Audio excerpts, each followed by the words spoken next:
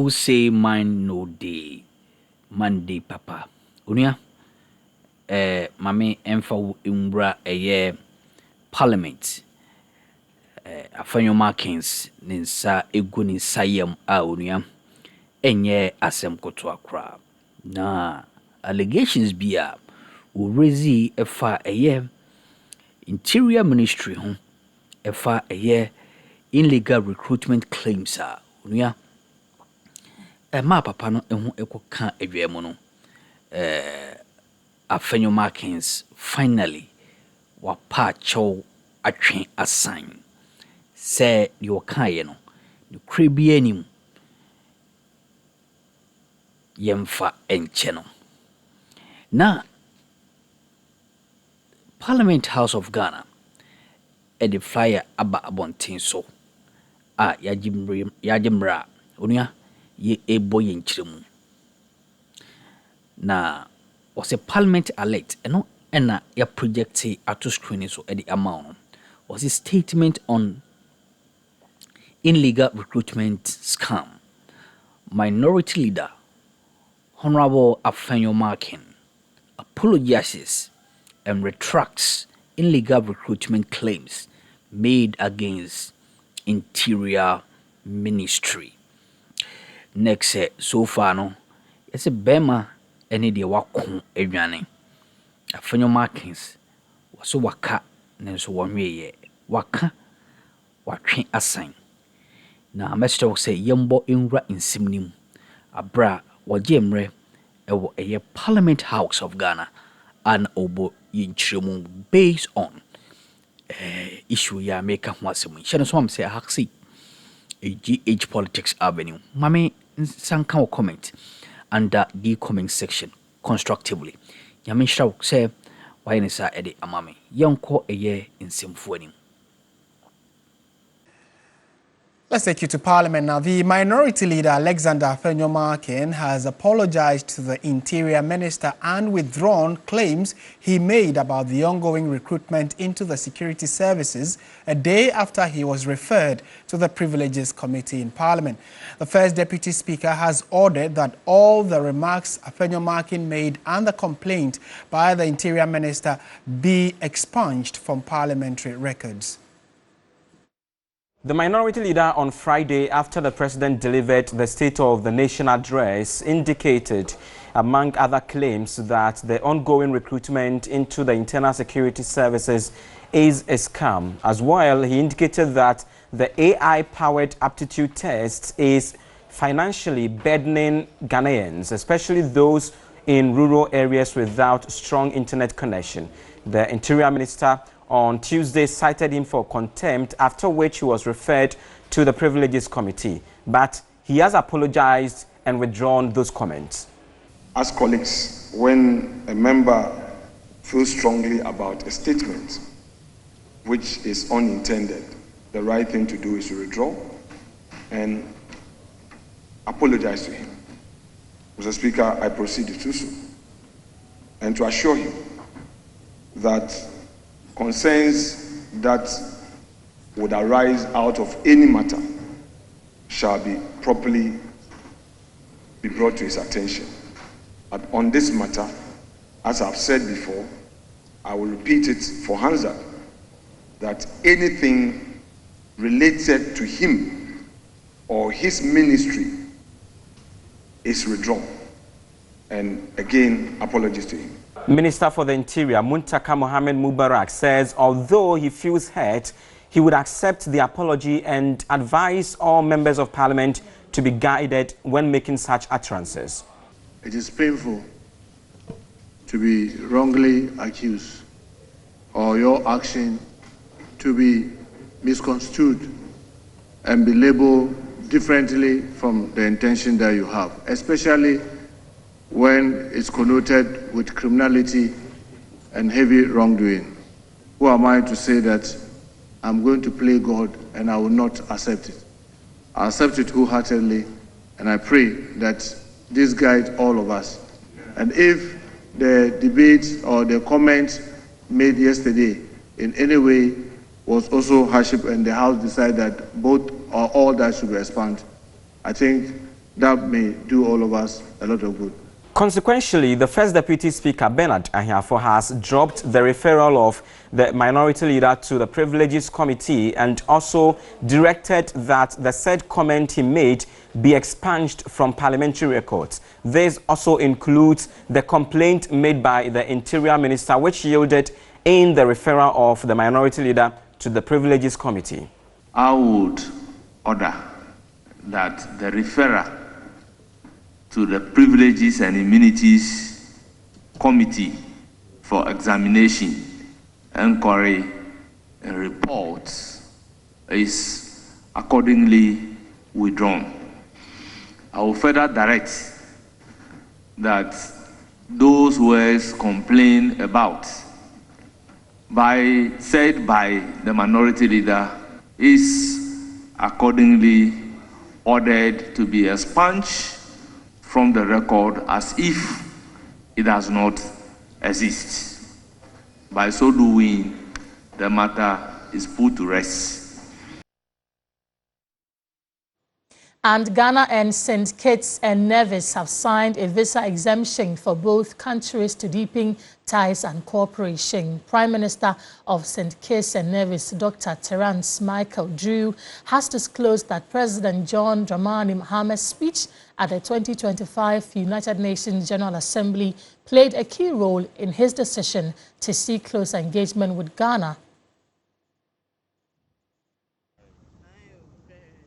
Prime Minister Drew arrived at the Jubilee House to a parade in his honor.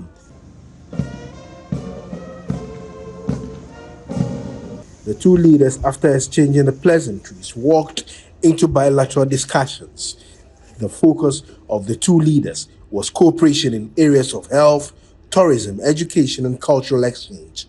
For President Mahama, the visit by Prime Minister Drew reinforces his deliberate effort of the South-South cooperation. Today, there are some who seek for more neo-colonial structures that have held back the growth and the aspirations of our people.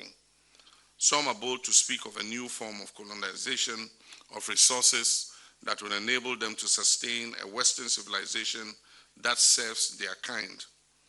As Africans, we cannot be ignorant of the devices of those who seek to work against our interests. Prime Minister Drew, on his part, says his visit is not just an ancestral trace, but a motivation of the persona of John Mahama. We believe there are tremendous opportunities before us to expand economic cooperation, encourage cultural exchange, promote educational collaboration, and create meaningful opportunities for all of our people, especially our youth. The two leaders signed 3 memorandums for a political consultation mechanism between the government of the Republic of Ghana and the government of the Republic of St. Kitts and Nevis. They also signed an agreement between the two countries for visa exemptions for holders of ordinary passports and a bilateral labor agreement between the two countries. The Humus, the Strait of Humus. And so if this strait is actually closed like they are talking about and ships are restricted from passing, we are talking about knocking out about 20% of global oil supply or hydrocarbon products in general. That would definitely have cascading impact. In fact, even 1% will have impact, not talk about 20%. So if these things are unfolding, it is just fair that as a proactive ministry, we will just have to look at what contingency measures that we have. And the good thing is it is coming at a time when our downstream was already in good shape. Fortunately, we have most of the players who are up to task with, what is going on. So the minister tasked the sector regulator, which is NPA, to carry out market surveillance so that beyond, let's say, the 5 weeks, because we are told that we have a stock of 5 weeks, we have a stock that can last us for 5 weeks. Beyond that, what measures are we putting in place? And the measures are clear. We have to make use of our storage. Tor is there. Tor has huge storage ability. Boss has huge storage ability. And then the private sector players, they are all told to monitor their reserve level, especially the storage, because that's what we can have in case of the fact that the war prolonged beyond 5 weeks. We will be able to be in good shape to safeguard our situation. but there's no any immediate danger at the moment. Yeah, Martin. Right. And that's actually the last question I want to pose to you. Is it that between now and that 5 weeks, consumers of fuel products should not expect any changes at the pumps when we go there? Yeah, we can't guarantee that there will be, but there is not going to be significant, I can guarantee. But what we can guarantee straightforward is there will be reliability of supply, and that's very crucial, Martins. One thing is having the product available. In fact, the product not available is even something that is dangerous. That will cascade into prices. But because the event is unfolding, and then the fact that we have oil price already shooting up to 85, but the fact that, I mean, our city is very stable, holding all other factors constant, we don't expect any drastic changes at the pumps within the coming days, because we have enough supply to be able to last for a couple of, let's say, two windows. But the hope is that cool heads will prevail, so that the conflict will be brought to a halt. Other than that, we have contingency measures, like we mentioned, that we have put in place to be able to curtail the situation should the conflict prolong. Yeah. Okay, Dr. Yusuf Suleiman, thank you so much for your time. We'll definitely be engaging you more in the coming days. He is a technical advisor at the Ministry of Energy and Green Transition. Right, let's see all this in a related development. Former Vice President Dr. Mahmoud Bawumia and his wife Samira Bawumia have been safely relocated to Saudi Arabia from Qatar following the escalating tensions in the Middle East. Information gathered by TV3 indicate that the couple were caught up in Qatar following the closure of the airspace, which has led to the cancellation of flights. Ghana's embassies, under the instruction of the Foreign Affairs Minister, were directed to prioritize the security of Dr. Bawumia, his wife and their entourage, and provide necessary evacuation assistance for them. Embassy officials subsequently worked closely with host authorities to facilitate smooth and confidential travel arrangements. Dr. Bawumia, who is also the flag bearer of the New Patriotic Party, NPP, is heading to Saudi Arabia to perform the Umrah, which is an Islamic religious rite.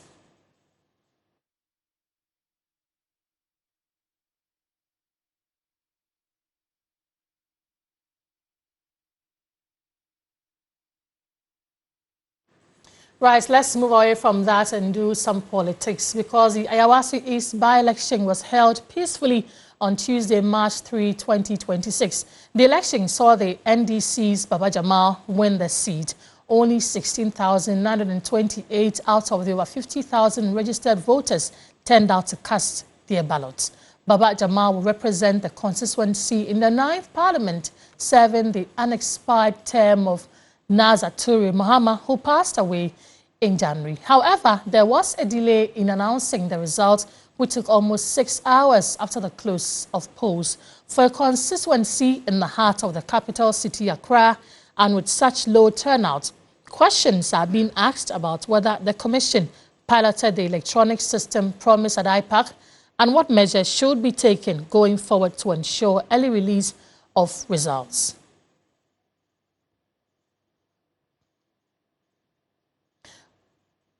Alfred Tete, his Deputy Director of Research at the Electoral Commission, has joined us on phone. Tete, thank you for your time tonight. Talk to us what accounted for the nearly 6-hour delay in declaring the final results. Yeah, thank you for having me. You may say a delay, but I would say it was a perceived delay as the process. Why am I saying so? When you look at CI 127, it talks about the processes, provisions, and what we have to do before we can declare the results. One, putting the results together, there are a sequence of forms that you have to complete before the declaration. Okay, this involves the completion of the Form 1A, which we used to know as the pin sheet at the polling station. And then the figures on the pin sheet or the Form 1A is transferred onto what we call the Form 1C, which happened to be the collation center results sheet. Okay, so after those things have been done, then we can complete what we call the Form 1G. okay, the summary of the results for declaration. People must note that in the process of putting the results together, we don't prefer or we don't allow speed to override accuracy. And that's one thing that we must know. So what we're doing was, as the law says, the results must be captured manually. That is what is in the law.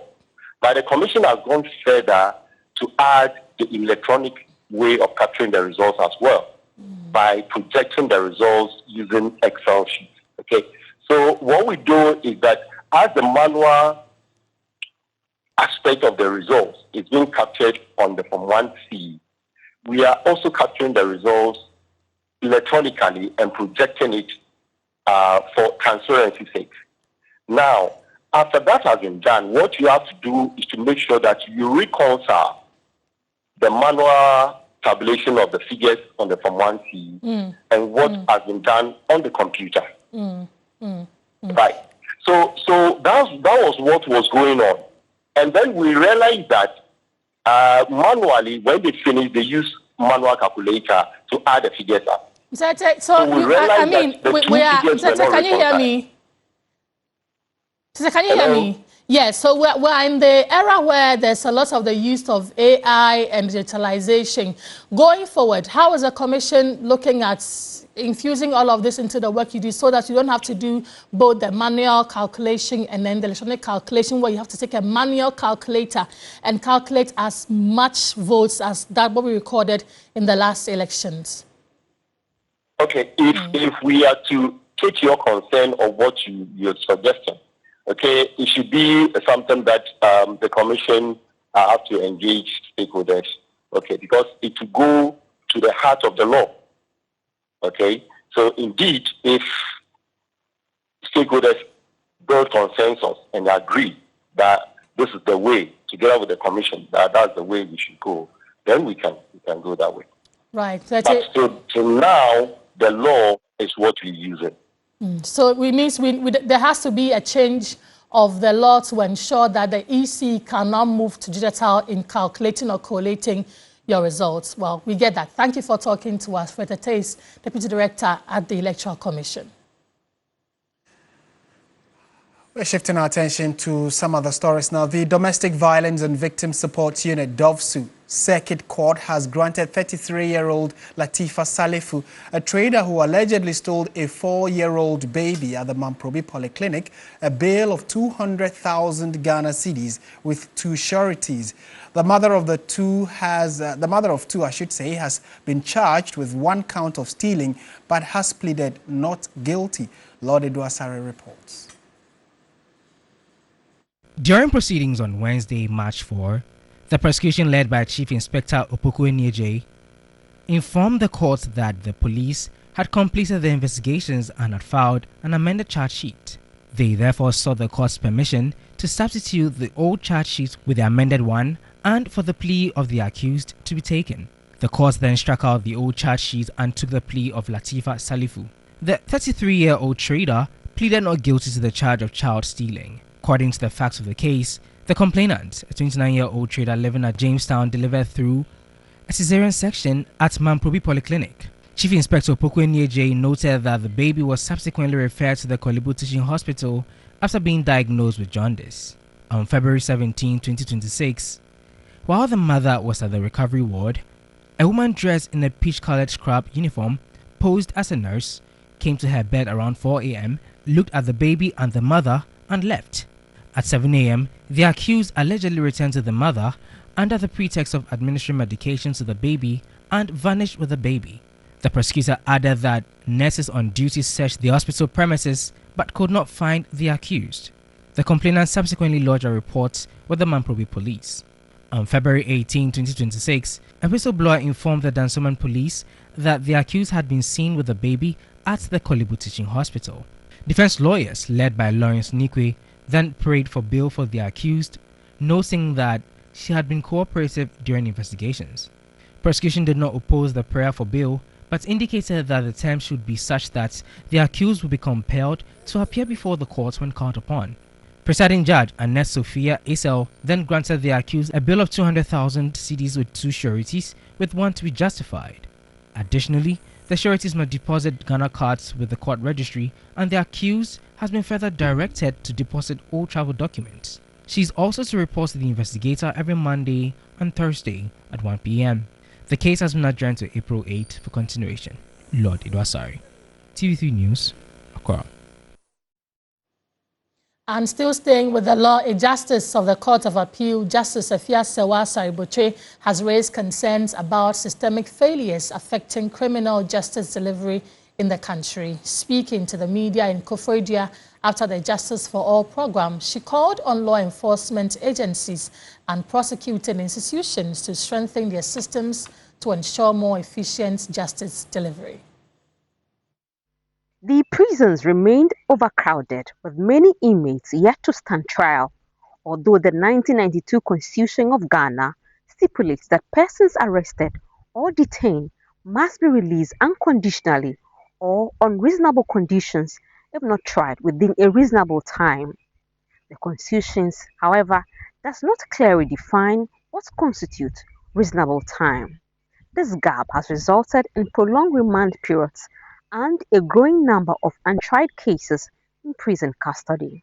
To address prison congestion, the Justice for All program, an in-prison court section, was introduced in 2007. Since its inception, the program has reduced the remand national population in prisons by 17.73%. This year, at the Koforidua local prison, 31 cases were filed under the program. Out of these, 15 inmates were granted bail, 4 cases were dealt with, and 2 inmates referred for psychiatric evaluation. Her leadership, Justice Evacuation of Bawumia, emphasized that the program remains critical in upholding the rule of law, safeguarding human rights, and ensuring that justice is neither delayed or denied. Over the last 19 years, the we and some who team course or channel so Mammy and was so yemre ever had a senator body, Edia Dumbi Edumiania, never sign a ballroom.